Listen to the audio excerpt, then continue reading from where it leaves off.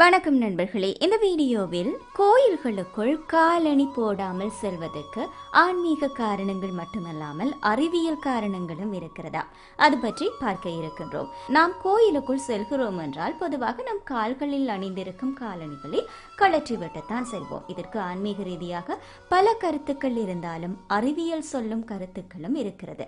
அதாவது அன்றைய காலத்தில் கோவிலை தூய்மையான மின்சாரம் மற்றும் காந்த அலைகளை கொண்ட நேர்மறையான ஆற்றல் திறன் கொண்ட இடத்தில் தானாம் கட்டுவார்களாம்.